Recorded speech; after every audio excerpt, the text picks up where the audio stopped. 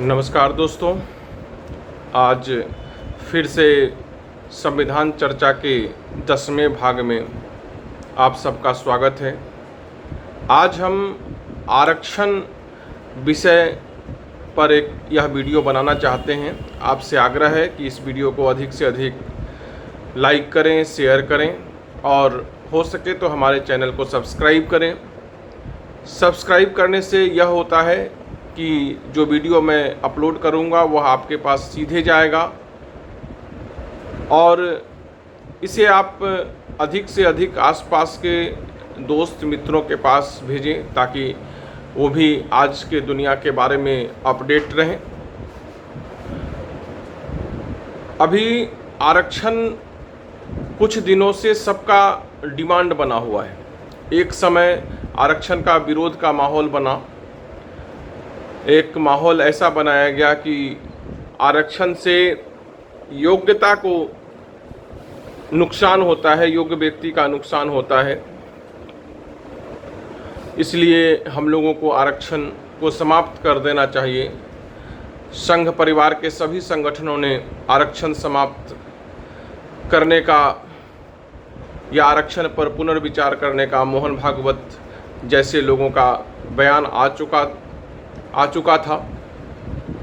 लेकिन अब का जो परिस्थिति है और ये जो हल्ला गुल्ला है, वास्तविकता से हम सब काफ़ी दूर नजर आते हैं। हमारा यूथ आरक्षण का मांग कर रहा है, अपर कास्ट भी आरक्षण का मांग कर रहा है, गरीब सवर्णों को आरक्षण दे दिया गया है। लेकिन सवाल ये है कि कहीं हम उड़ गई चिड़िया का आखेट करने का तो नहीं सोच रहे। आरक्षण आखिर आपको मिलेगा कहाँ? जो सवर्णों को आरक्षण दिया गया है उसमें शिक्षा के क्षेत्र में आरक्षण नहीं है, सिर्फ नौकरी में आरक्षण होगा। किसी भी अन्य क्षेत्र में आरक्षण नहीं होगा। अब आप सोचिए कि अगर हम शिक्षा के क्षेत्र में किसी को प्रवेश नहीं देंगे तो जिस तबके को हम आरक्षण के रास्ते प्रवेश करा रहे हैं वह तो कमज़ोर होगा ही, और धीरे धीरे हम कमज़ोर देश को कर रहे हैं। जिनको भी हम आरक्षण के माध्यम से हम लेते हैं, क्या उनका सशक्तिकरण करते हैं? क्या उनका स्किल डेवलपमेंट के लिए कोई अलग से प्रयास करते हैं? इसके बारे में सरकार की कोई स्पष्ट नीति नहीं है। इस विषय पर चर्चा करने से पहले मैं एक कहानी से इसे शुरू करना चाहूँगा। कहानी कुछ इस प्रकार है कि 3 बच्चे अपनी शिक्षा पूर्ण करके घर जा रहे थे। यह पुराने समय की बात है, जब आवागमन के लिए लोग पैदल ही आते जाते थे। तो जब वो जा रहे थे तो रास्ते में जंगल पड़ा। पुराने समय के कहानियों में अक्सर जंगल आ जाया करती थी, अब जंगल तो नज़र नहीं आता है। लेकिन जिस समय की मैं कहानी सुना रहा हूँ उस वक्त जंगल हुआ करता था। जंगल आ गया,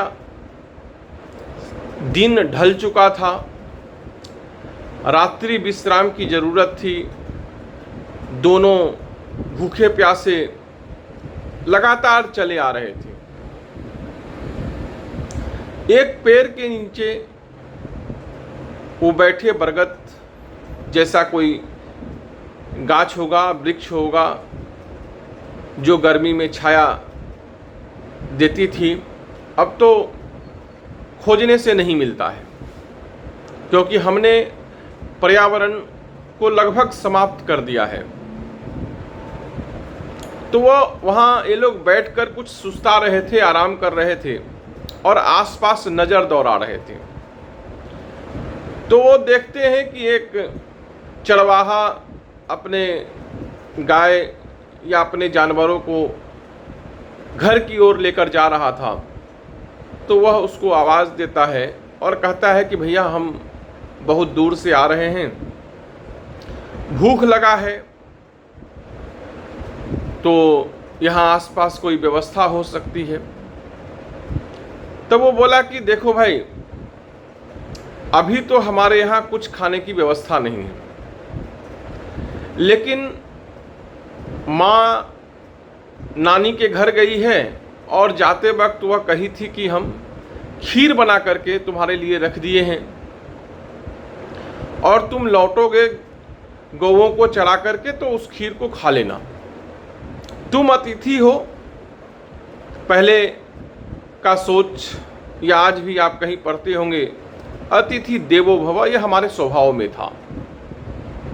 तो उसने कहा कि हम इतना कर सकते हैं कि वह जो खीर माँ मेरे लिए रख के गई थी वह हम आपको दे सकते हैं।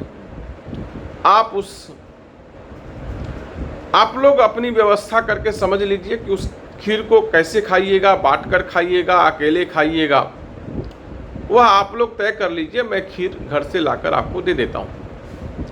वह घर गया और घर से खीर लाकर दे दिया। अब इन लोगों में चिंता ये थी कि अगर आपस में खीर बांटते हैं तो खीर बहुत कम मात्रा में मिलेगा और इससे किसी का संतुष्टि नहीं होगा। तो एक मार्ग इन्होंने निकाला कि ऐसा करते हैं, खीर को हम रख देते हैं और सोने की कोशिश करते हैं। भूखे पेट नींद आएगी नहीं, सपना आएगा और जिसका सपना सबसे अच्छा होगा, खीर उसी को मिलेगा, वही खीर खाएगा। तीनों सो गए। सोने के बाद एक लड़का उसमें से जगता है और दोनों को जगाते हुए बोलता है कि भाई 2 खीर हम खा लेंगे क्योंकि मेरा सपना सबसे अच्छा था। तो बोला, दोनों उठा, कहा कि नहीं, पहले सपना बताओ क्या था, फिर खीर ले लेना, खा लेना, क्या दिक्कत है। तो उसने कहा कि भाई हम जब सो रहे थे तो देखे कि भाई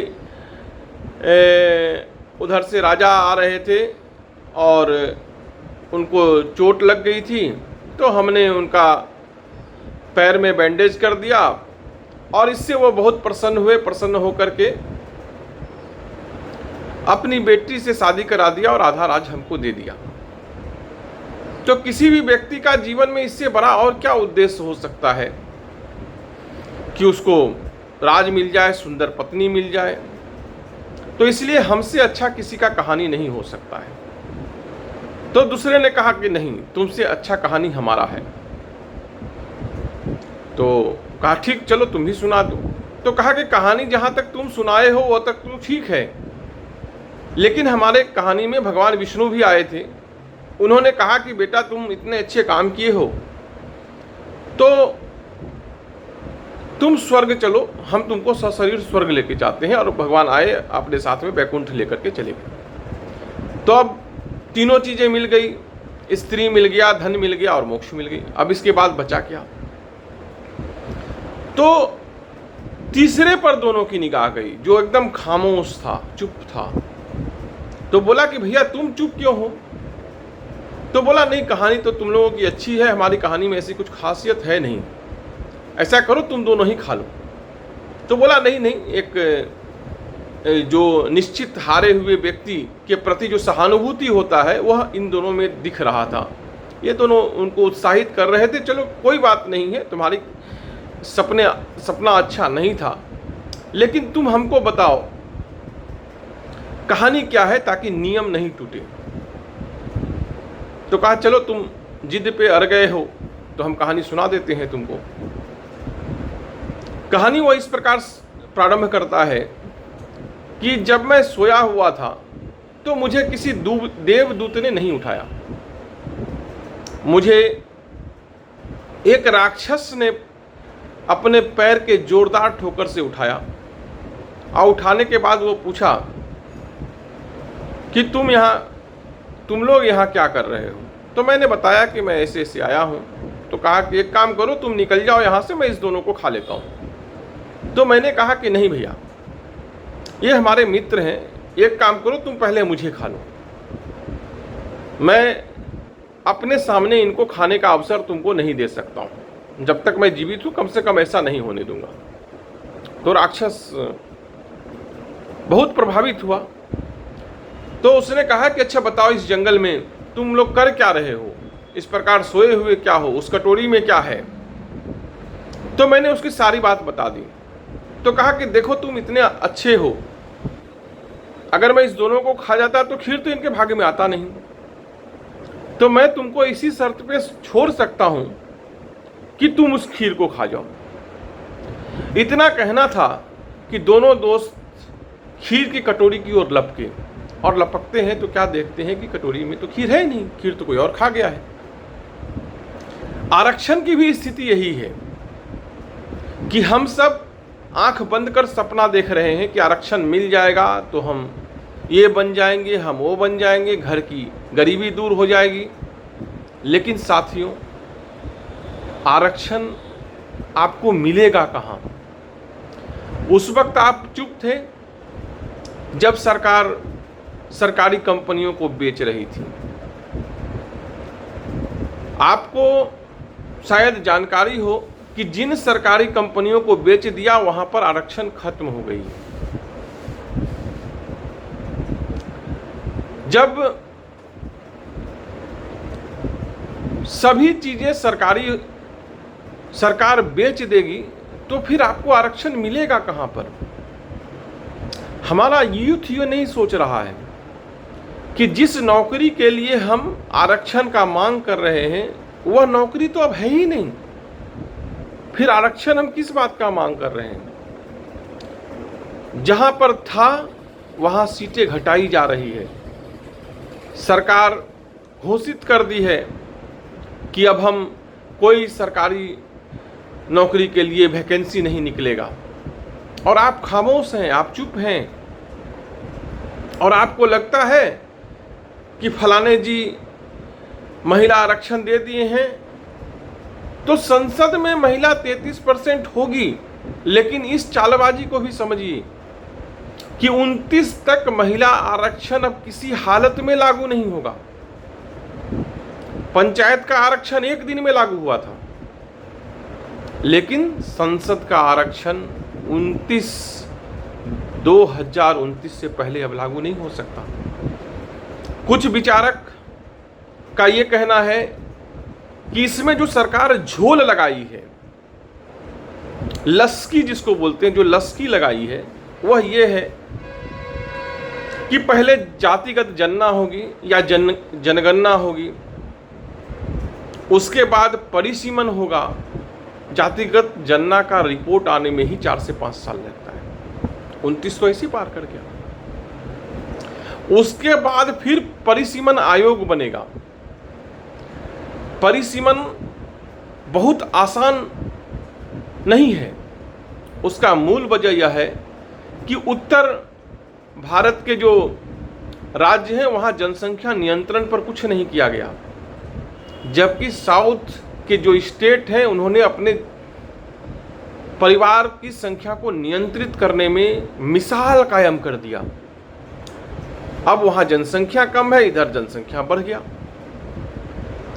अब सवाल यह है कि जिन लोगों ने सरकार के नीतियों को मानकर परिवार की संख्या को घटा लिया, जनसंख्या को घटा लिया, क्या अब उनकी संसद में भागीदारी घट जाएगी? तो यह विद्रोह अब उत्तर और दक्षिण का होने वाला है। इसके लिए रास्ता निकालना बहुत मुश्किल नजर आ रहा है, इसीलिए परिसीमन इतना आसान नहीं है। 1972 से परिसीमन को टाला जा रहा है। आने वाले समय में हम परिसीमन सफलतापूर्वक कर लेंगे, इसकी कोई गारंटी नहीं दे सकता है। फिर महिला आरक्षण बिल का क्या होगा, सोचिएगा जरूर। आज संविदा पर अधिकांश नौकरी है, लेकिन उनका मानदेय क्या है?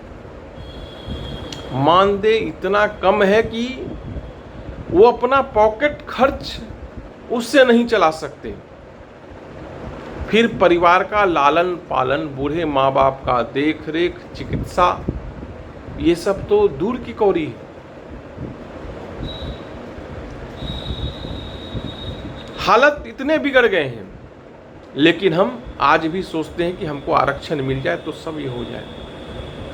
ग्रामीण अर्थव्यवस्था में ग्रामीण युवकों को नौकरी और उनको अच्छा मानदेय